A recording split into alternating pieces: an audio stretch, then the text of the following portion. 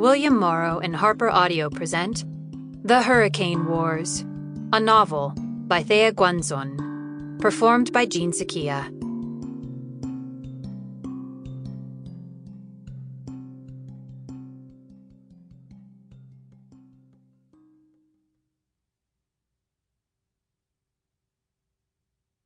I did this for the rats.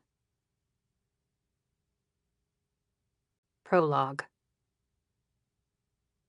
He heard the girl before he saw her, a high and golden hum that cut through the chaos of battle like the first flare of sunrise. Sheets of floating ice seesawed and creaked under his boots as he ran across the frozen lake, making his way toward the sound. It beckoned to him amidst the other noises piercing the winter air. The screaming, the rattle of crossbows, the roar of cannons, all from the burning city that lay behind the ancient forest at the water's edge. The fanned gaps between the longleaf pines offered glimpses of destruction in veins of red-gold embers, their needle-pricked canopy silhouetted against a crown of smoke beneath the 7 moons. There was smoke out here on the ice as well, but it was the smoke of aether space, not inferno. Shadow bloomed over frost in shivering rings, trapping everyone trying to escape the city. Everyone, except him and his legionnaires. With a wave of his gauntleted hand, each dark barrier parted before him, until, finally, there she was. Loose strands of bedraggled chestnut hair streamed in the montane wind, escaping her braid to frame an oval face with freckled, olive-skinned features. She was coltish on the bobbing ice, light blazing in her hands against the swirling darkness, the twitching body of one of his men crumpled at her feet. He hurtled forward, a weapon of his own blocking what would have been her killing blow to his erstwhile legionnaire.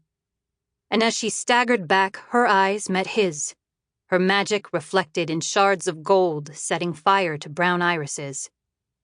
And perhaps this, too, was how a war began. In the space between heartbeats. In the room of night. He lunged at her. Part 1. Chapter 1.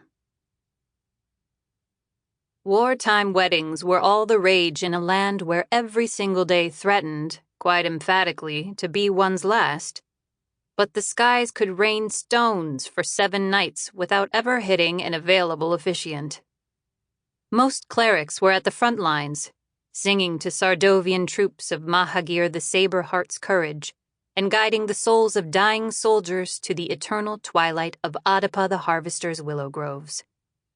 By some rare stroke of good fortune, however, there was one cleric remaining in the mountain city of Frostplum, where Talison's regiment was stationed, and where her fellow helmsmen Kada and Sol had decided to pledge their troth.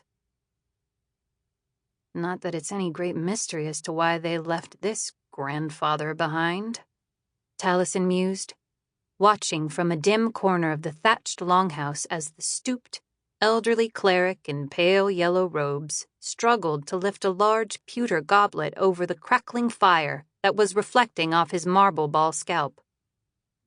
In reed-thin and quavering tones, he meandered haphazardly through the closing words of the marriage rite, while the bride glared at him. Kada had a glare that could cut through metal glass. It was a miracle that the frail little man wasn't sliced into ribbons on the spot.